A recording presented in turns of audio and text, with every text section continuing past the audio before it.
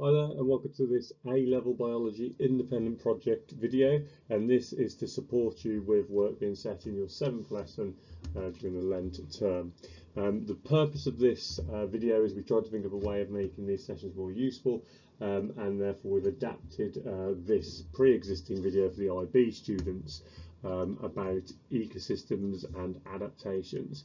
And effectively what this video will do is it will go through content that you will cover in lesson, but it will give you some new examples of it to help you understand it. And that's really important because in exam questions you are likely to be given examples that you may not know about. So for example, you may not study mangrove swamps as you'll see in a few moments on the video, but you could be given questions about them in the exam, so that background study will be really useful for you. Students who want to get the best marks need to be able to talk around the subject and use extra information that are particularly important in the second year available when you do the essay, where to get more than 20 marks out of the 25 you have to include extra content beyond the specification.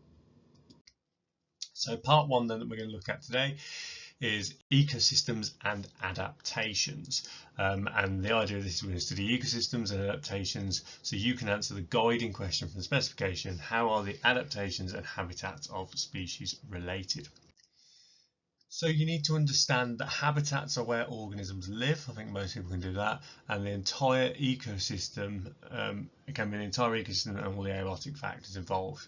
Organisms must be adapted to the abiotic factors of an ecosystem, and this is obviously more obvious in extreme environments like deserts or Arctic, and we'll be looking at some of those during the course of this project.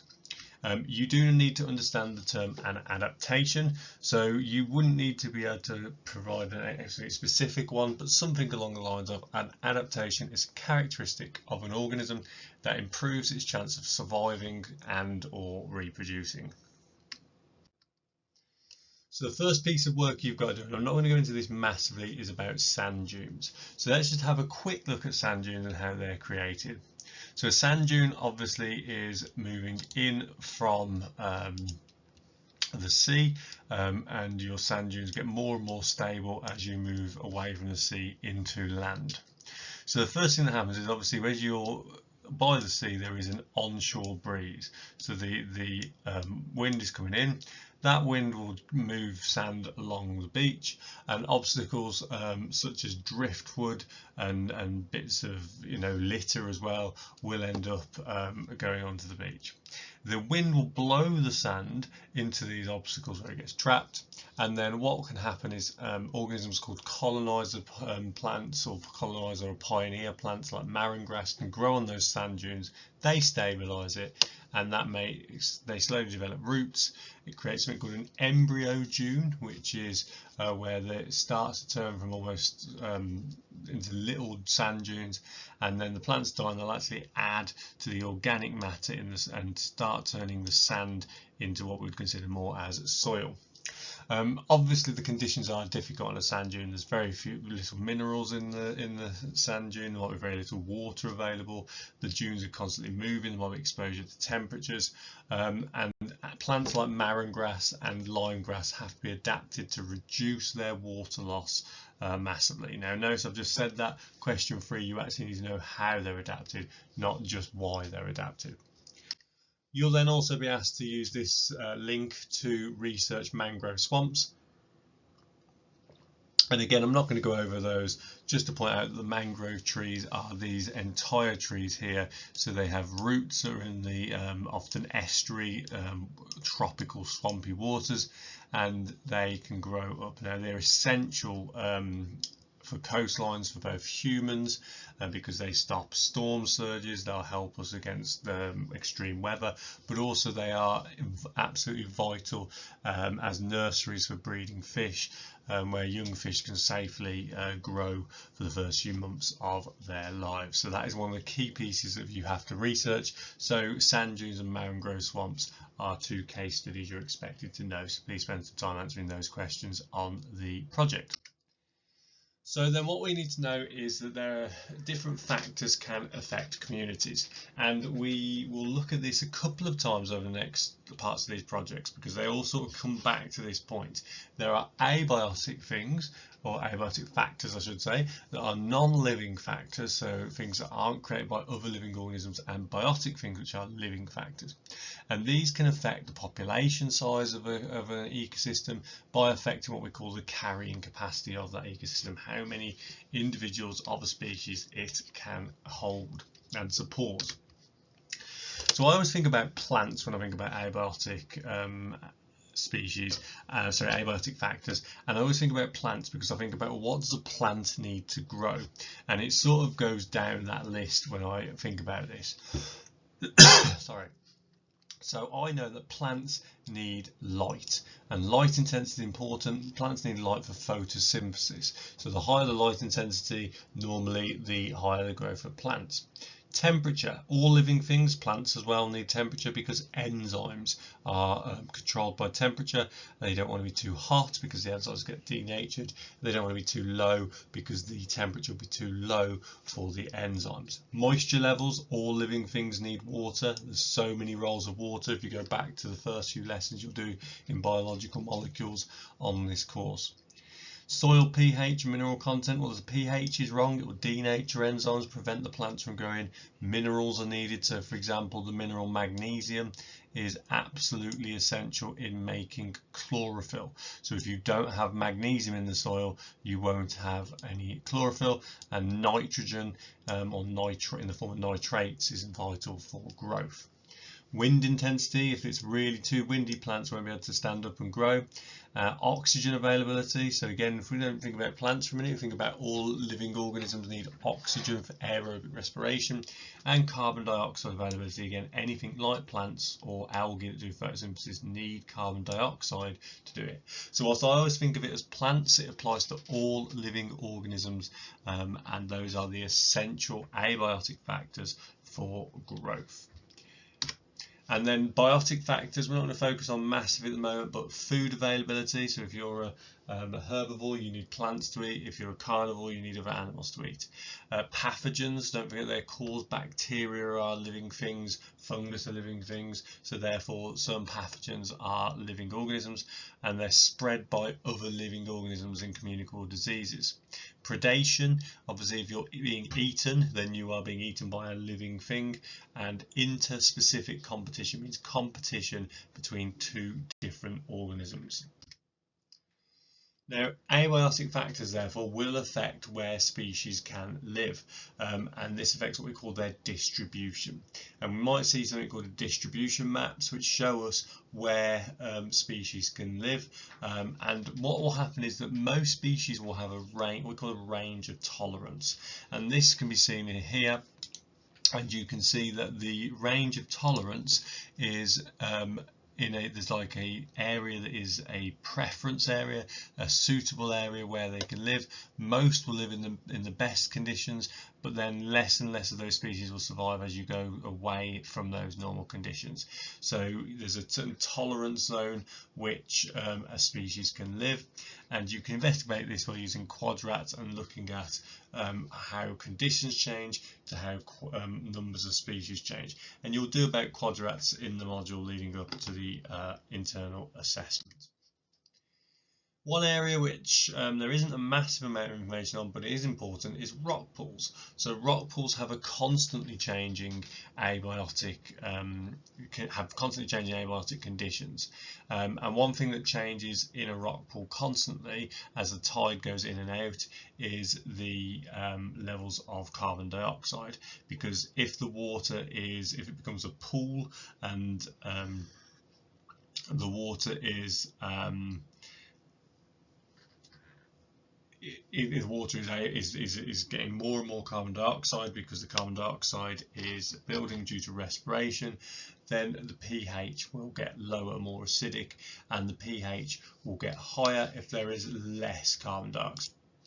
Now this will depend on the depth of the rock pool, but oxygen levels and carbon dioxide levels will change in the rock pool depending on different situations. So if the tide is out and you're left with just a rock pool, you may have more oxygen diffusing into the shallow water, but also there might be less photosynthesis able to happen because there might be, in that little pool, there might be less plants, and therefore carbon dioxide levels will build up.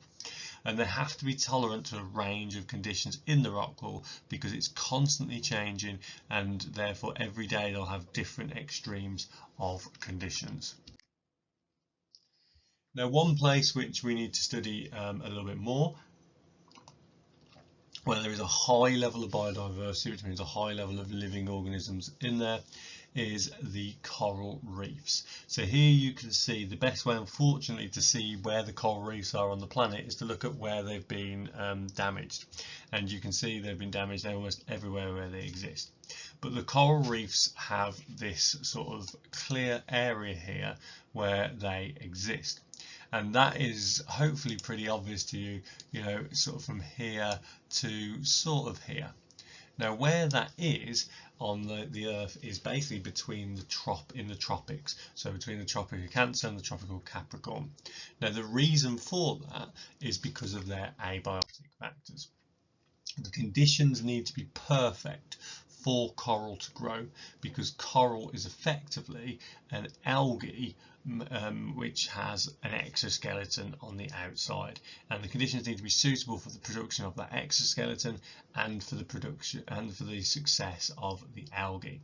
And you are expected to be able to explain each of the following reasons as to what or why each of these abiotic factors are important. So if we have a look at them, the first one is depth. So the depth for coral reef has to be less than 50 meters deep in the water. Now, this is because the coral reef is surviving because of the autotrophic nature of the algae. The algae is doing photosynthesis, and you should know from early studies you need light to complete photosynthesis, and that is producing the food which starts the food chain of the coral. Next one, pH. So the pH has to be alkaline because the algae is completing reactions to produce calcium carbonate, the hard coral, like the shell, if you think of it, of the coral itself. If it goes below into acidic levels, this is when acidification of the corals occur, which is coral bleaching, which is something you'll study in the climate change part of Project 3. Salinity has to be at a certain level within the ocean, and that is to prevent osmosis of the algae happening uncontrollably, and that is something that all sea creatures have to deal with. There has to be a level of clarity or a reduction in sedimentation. Basically, the water has to be clear to allow light to penetrate through it. It's no good being at a low depth, but actually having soil everywhere, causing no sun to be able to get through. Temperature has to be between 23 to 29 degrees C on average, which is allowing it to for enzymes to work efficiently in the algae. And obviously those things are absolutely essential. You will also be asked as part of that work to complete a study on the case study in the booklet about coral bleaching as well, which doesn't use this video. Okay, so let's look at part 2 then. So part 2 we are looking at biomes, and biomes are key because if you look at the map on the world there, it shows you where all the different types of ecosystems are sort of grouped in these things called. So we need to understand what a biome is, and so a biome is a sorry, I'm just messing with my pen.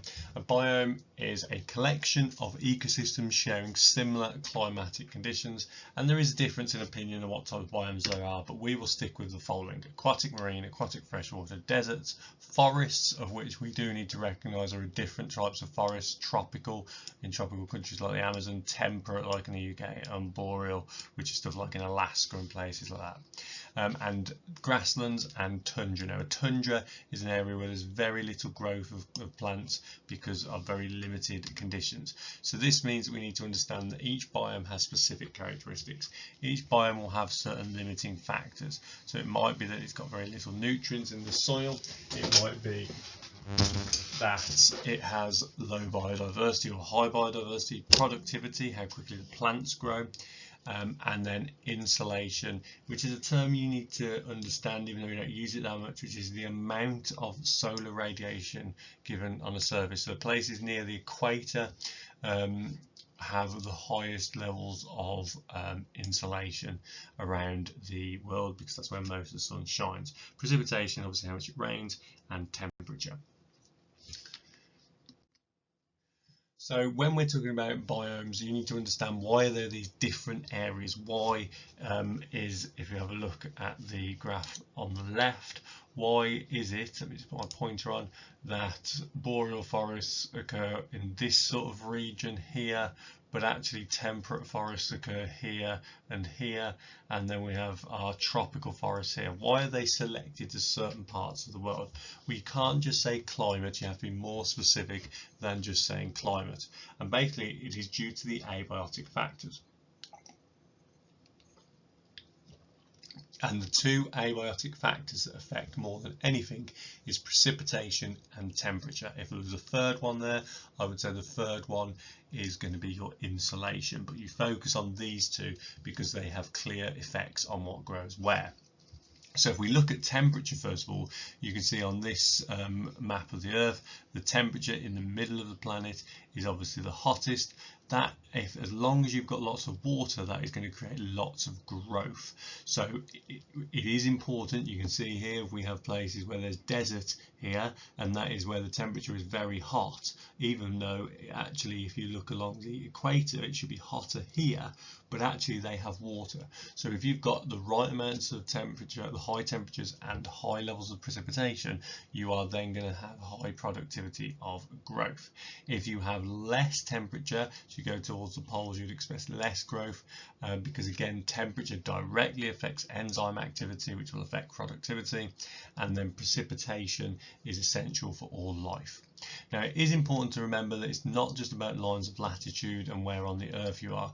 If you go up mountains, as you gradually go up mountains, something called zonation appears. So you'll have really different levels of plants lower down the mountain as to high altitudes, and then when you get high enough, nothing can really survive. And again, that is actually due to temperature because you get colder as you go to higher altitudes. So precipitation and evaporation are the two main abiotic factors. So precipitation being moisture availability and evaporation affected by temperature.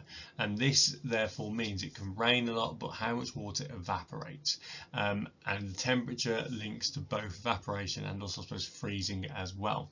Rainfall is important, but the plants have to be able to do something with that in order to survive. So there's something called the precipitation evaporation ratio, which when it is 1, that is means the rate is the same, and that's when soil is at its most rich and fertile levels. So if you have a look here at the different levels, you would have to do obviously precipitation divided by evaporation. Here you could see that the global level is almost 1, okay, but then different parts of the globe have different levels. So if we think about, maybe you might think about Africa as an area that's got lots of drought in different areas. The whole of Africa as a whole has more evaporation than it does precipitation, and that's why you have areas of desert and there might be famines. Whereas if you think about maybe South America, which again you might think, well, the Amazon, but actually there is more evaporation than precipitation because again there are more deserty areas there as well. If you think about somewhere that might be sort of similar, let's have a look. Sort of, well, I can't really see, there aren't really many areas that are similar, but you can use these things to calculate the ratio and therefore how much soil there should be, and therefore if they've got a good soil quality, what the level of productivity is. Here you can see a map of productivity, and you can see that the darkest green areas are where the highest productivity is again. So areas where there's lots of temperature, but also lots of water availability is where we get our big rainforests across the world with that high level of productivity. And this can be mapped, you can compare, you can actually work out what type of biome will be present based upon how much precipitation there is and how much temperature there is. So you can see here, if your annual precipitation rate is low and your temperature is moderate, your temperature is high, I was reading it wrong here because that's 30 degrees, then you have a subtropical desert, whereas if you go all the way down here, your tundra is low temperature average, but it's also has a low precipitation actually, then that means you've got that tropical rainforests have high precipitation and high temperatures. So you've been asked to do some research on one particular type of biome. You can pick this yourself, you can look at it yourself, but please think about a biome that might link to other parts of the course. So you are asked to study about deserts, you are asked to study about the tropical rainforest. So I would suggest probably focus on one of those more, which might help you with other areas of the course. Now, a term that we'll come back to at a different point in the course is convergent evolution. And this is an example where you see convergent evolution around the world. And what a convergent evolution is when there appears to be organisms with the same adaptations that have never seen each other in the natural world. So you might have something here, for example, living in sort of the United States that has the same evolutionary adaptations as something in Madagascar. Now, they haven't evolved and then separated due to continental drift, because they would have been miles away on the original landmass. Why they've evolved to have similar structures is because the similar biomes around the world have developed due to similar abiotic conditions. So it must be here and over here, for example, they must have a similar level of rainfall, a similar temperature, and possibly similar insolation, so level of sunlight. And therefore the organisms in that part of the world have adapted to have similar adaptations because they've adapted to similar conditions, but they were never evolutionarily linked together as close relatives. So it's not they're closely related, they've just evolved to the same similar abiotic conditions, and therefore the same traits have been successful and passed on through natural selection. So you need to know a couple of examples of where we see adaptations, and obviously the desert is a key area. So you need to understand that deserts, and you can have deserts that are not hot, so we are being specific here. Something like the Sahara Desert is a hot desert. In the daytime, temperatures are very high. At night time, normally because there's no cloud cover, the temperatures fall really hot quickly at night time. There is very, very limited rainfall, so that is obviously a massive issue. And because there's very limited life, there's very limited soil development, very few minerals and nutrients in there. Obviously, sand is the main structure of soil. Now, you've been asked to study these different videos to look at how cacti are adapted and then how camels are adapted. So I'm not going to go through these. There are two very good videos linked on there for you to use and identify the key adaptations. And again, for camels, please be aware the camel video or the desert animal video does feel a little bit childish, but it is worth you seeing and quickly answering those questions. And then there is a research task for you to do. The saguaro cactus is your typical cactus you think of, and the fennec fox are two species that have adapted to survive in the desert, obviously plant and animal. It's important you can learn their adaptations and then apply them to other given examples. So for example, the fox here has got large surface area on its ears which allow more heat to be radiated out. It's got good eyesight, so it can be a nocturnal animal, so it can come out at night time, so behavioural adaptations. And then its tail has got certain colours on it on the bottom to help it stay warm or cold depending on what time of day it is. Tropical rainforest then, again you need to know this. Another example of biome. Conditions in tropical rainforest are always high temperatures, always high precipitation in a healthy rainforest, and high light levels because they're near the equator, producing high productivity, high levels of photosynthesis for life. And again, I'm asking you to do some research on this, which I'm not going to go through. Two species, want to identify their adaptations. So you've got the Moranti tree here and the spider monkey, which are for you to look at for yourself. So then part 3 is looking at something called ecological niches. An ecological niche and linking it to feeding within ecosystems. So the niche is a key word. Some people call it a niche. I call it a niche. A key word that people do get confused with, and you will see different interpretations of this word. But what I would say is it is the role a species plays within its habitat. Some people would say it's the position of a species in the habitat. I prefer the word role because it specifies it. And it can include any biotic interactions. So for example, in this example here, you've got the shark plays the part of the apex predator, so its role is eating the other organisms, whereas a seaweed is the photosynthesizer, so absorbing the sunlight and creating the food for the food chain. Or it could be that it has abiotic interactions, so it could be the time of day it's active, so it might be at night time. It has a particular role. It's a nighttime predator because it hunts at night time only, and only one species can fully occupy one niche. And if there's two species within the same niche, so imagine this bird example here with the angry birds, if there were lots of species inhabiting the same niche, so lots of yellow birds inhabited and red bird inhabited the top one, there would be competition, interspecific competition between the two. So species will obviously share habitats, we know that, and a specific role within an ecosystem, the role is called the niche. Now there are different words for niches then, so there's what we call a fundamental niche and the realized niche.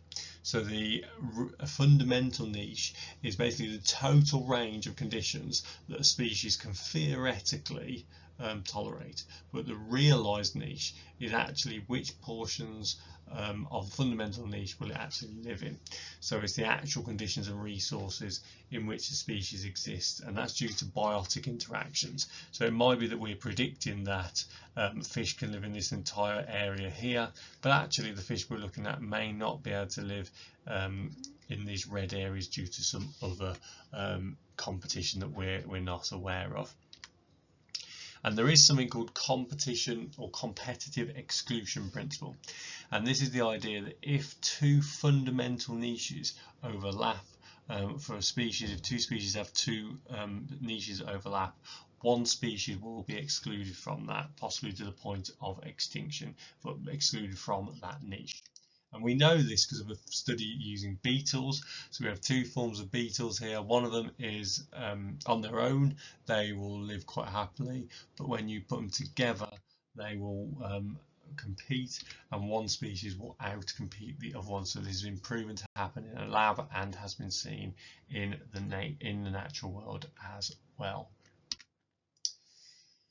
So again, we've talked about abiotic factors. You need to understand different abiotic factors. You need to be able to look at an area and suggest abiotic factors. So if we look at this one here, this is a coral reef, and we talked about the abiotic factors needed there earlier on: light intensity, a lack of sedimentation, the right pH, it needs to be alkaline, the right temperature, somewhere between 23 and 29 degrees, I think it was.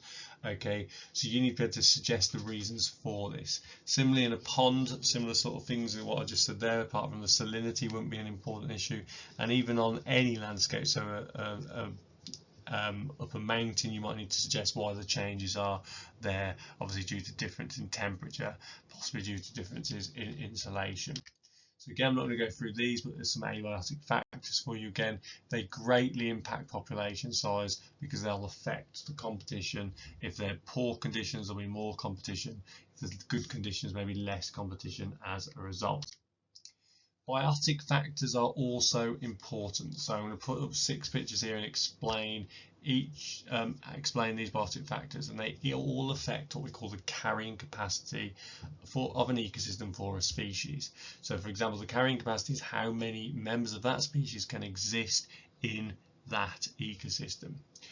So we have a look at these. We've got this one here. So biotic factor here. This is competition. Two different species competing for a kill. The hyena and the lion's competing for whatever they have killed. So obviously the more competition there is, the less of those species are going to be able to survive. You've then got disease. Well, obviously the more bacteria, the more fungus present, the more the less likely, the more pathogens are present, the less likely you're going to be have a high carrying capacity. We've got here, and you might think this one is predation. It isn't. This is mutualistic relationships or symbiotic relationships. So the bird here is not going to be eaten by that crocodile. It is going to help the crocodile by removing bits of old decaying dead animals from its teeth, preventing it getting infection, and therefore the bird gets food, it benefits, the crocodile doesn't get tooth decay, which would be really bad for a crocodile. We then get parasitism, which is where parasites feed on you. So in this case it's not mutualistic like the previous example. The cat is getting an irritation, the tick gets to feed on the cat, so therefore it is a negative connotation. Predation, obviously the shark here is getting the food by eating the seal is getting killed. And then herbivoration, or being a herbivore, how much plants are available for you as a right. Sorry, it's herbivory, I should have said.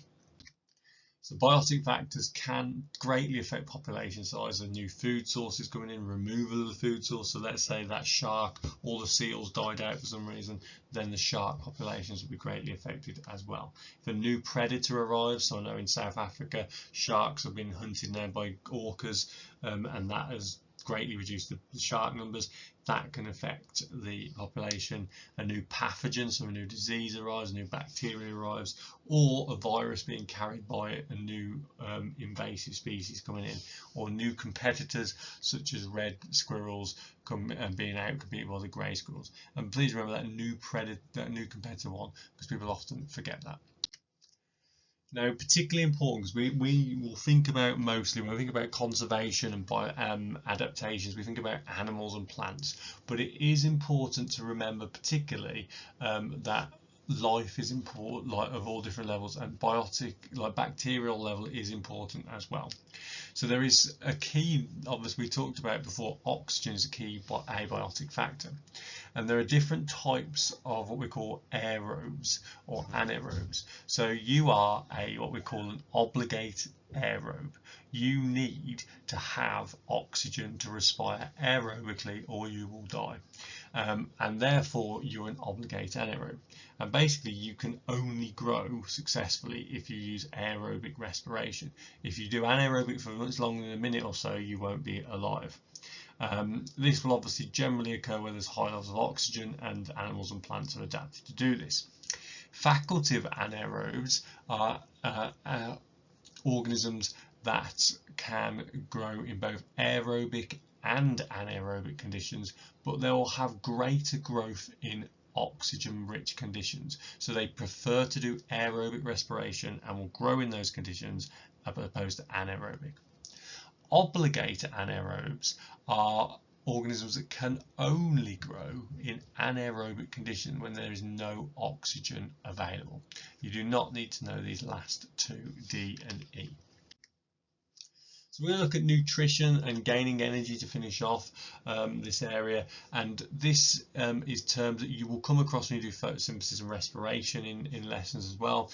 But there are two key, what we call trophs, autotrophs and heterotrophs.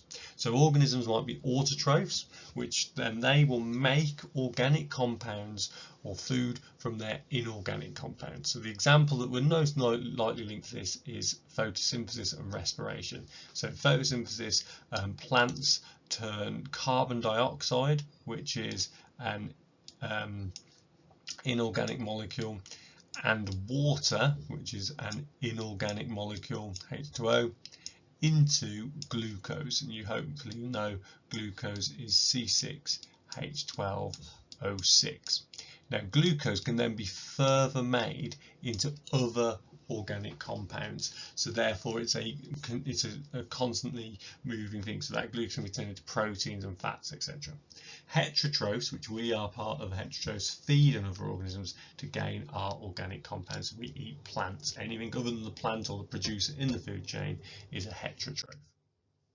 Now there are some organisms that can do both methods. So there's examples of something called a protist, which can use both autotrophs and heterotrophs. So the Euglena gracilis has chloroplasts, which means it can do photosynthesis, okay, but it can also feed on smaller organisms using endocytosis, where it absorbs things into the cell.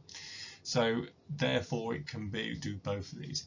And some organisms, you don't need to really know examples, can be facultative mixotrophs, so they can choose when and where they do both of them, and some are obligate, so they always have to do both in order to survive. Now obviously photosynthesis is a module you'll study in massive detail, so we're only going to mention this really quickly, but there are 3 groups that can do photosynthesis: plants, eukaryotic algae, and bacteria, including cyanobacteria, which you often see as blue-green algae. Archaea cannot do photosynthesis. So when you do the 3 domains, you'll hear about archaea. They are not able to do photosynthesis because they do not have chloroplasts. Okay. Now photosynthesis is often vital in creating the biomes that we've just talked about, because they create the conditions, the abiotic conditions needed for certain niches. So underwater, for example, photosynthesis absorbs carbon dioxide, preventing the water from getting too acidic, and releases oxygen, making the other organisms able to respire. So I've asked you to study these plants and identify how they can absorb maximum light. So for example, the shape of their leaves and the amount of chloroplasts they have. So please look that up in your own time. So now we're going to look at something called holozoic nutrition. And we already have said that animals are heterotrophs because they gain carbon compounds from consuming their food. So if I eat a chicken burger, I'm gaining my carbon compound, my proteins, my sugars, my lipids from that. But also I am holozoic, and that is because I eat whole pieces of food and internally digest it. And you need to know the basic stages of that. So stage 1 is ingestion. I intake the food, okay, through the mouth. Stage 2, I then digest it. And digestion is the conversion of large, and I would actually say large insoluble molecules, okay, into small, simpler, soluble molecules. I then need to absorb it. So some people link those two together, but once you've digested the food, it's still in your small intestines. I then need to absorb it via the villi of my small intestines through various methods, which you'll look at at different points, into the bloodstream. Once it's in the bloodstream, I then need to, where I need it to go, I need to assimilate it. So basically I need to use that energy for myself, and then there is something called egestion, which is where I release the waste products out of my body, and that can be excretion if I've made the products myself. So there are some microbes or some organisms you need to know about, which you will talk about in the cycles part of the course as well. But we've always called these decomposers until this point. But decomposers, the proper name is saprobionts, and they feed on the remains of dead organisms and their waste products. So they are the things that are extremely useful for us to break down feces and urine. So we couldn't use sewage works and break down our sewage if we didn't know about these. And they use a particular type of digestion called extracellular digestion, where they break down complex organic materials such as proteins back down into simpler organic ones, which is called saprobiotic nutrition. So here you've got an example of fungus, and what fungus does is fungus releases enzymes out into the neighbouring area that digests the organic material, then they absorb it back into their body as a result. And fungus could be mushrooms, for example, in that picture. So how does it work? Well, they release digestive enzymes. Digestion, if you remember from the biomolecules part of the course, is always a hydrolysis reaction. So this hydrolyzes organic materials. They then absorb these nutrients for themselves, and they'll leave some nutrients in the soil which others can absorb as well, including our plants. They may also release other waste materials, but you don't need to worry about that. Fungus aren't the only extracellular digestive organisms though. Humans also do the same, because we release enzymes from our cells into our digestive system, out of our cells, and unicellular organisms and fungi can also complete endocytosis, where they absorb materials into their cells. And remember, digestion is always a hydrolysis reaction. Archaea are different, so when you do the 3 domains, one of the 3 domains is archaea. They are adapted to live in such extreme environments such as hot springs or salt lakes. They are difficult to culture, so there's very little we know about these, but they have 3 types of nutrition. They are phototrophic. Now that contradicts what I said earlier, because I said they don't do photosynthesis. They don't do photosynthesis because they do not have chlorophyll, but they still can absorb light and use it to make some sorts of compounds. So that's that. They are chemotrophic, so they can oxidize chemicals such as ions to release energy. And they are heterotrophic. They'll obtain some carbon compounds from other organisms like we do. Now, we've had to adapt as holozoic nutrition organisms to get for our diets. We are all part of the family Hominidae, I can never say that. We are humans, orangutans, gorillas, and chimps. And some of those members of the family are herbivores, and if they're herbivores, they tend to have large, flat teeth to grind down plant material. Okay, and the ones that are omnivores tend to have a mixture of teeth to break down both meat and plants. So you'll have, if you're more likely to eat meat, you're more likely to have the canines at the front as opposed to the flat teeth at the back. And herbivores themselves, whereas insects also have adaptations, so insects even show adaptations. They are homologous, they've evolved from common ancestors, they've diverged to become different. So some insects, such as beetles, have a jaw for biting and chewing leaves, whereas aphids, as in the picture, have a tubular mouth for sort of sucking up their liquids from the stem. So you can see the tubular mouth here. There you go, which can stab into a stem and suck the sugars out through that. It's called the proboscis. Plants have evolved to defend themselves against these organisms as a result, obviously, the adaptations to stop themselves being eaten, and the deterrent for that is they'll have sharp spines, stinging chemicals, toxic chemicals in the nutrient-rich parts of the plant. Okay, the last thing we'd like you to do is do some research on how each of these organisms are adapted to either be the predator and to kill the prey or hunt the prey, or the prey and prevent themselves being eaten. But it is important you know these terms. There are different things. There are physical adaptations, chemical adaptations, and behavioural adaptations. So physical adaptations mean anatomical. So for example, the vampire bat is going to have fangs to kill its prey, it's going to be able to fly to catch the prey, etc., and it's going to have echolocation to find the prey. The moth is, however, going to potentially be able to do some things. You can look at how to stop it using its body. Chemical adaptations, so we've got the black mamba here. Well, that's obviously going to have venom to kill the prey, and that's going to mean that it's using a chemical to do so. But then some organisms might produce chemicals to make themselves taste horrible, and therefore that is also a chemical adaptation. And then behavioural adaptations might be anything animals or plants, or animals in this case, do to hunt or to prevent being hunted.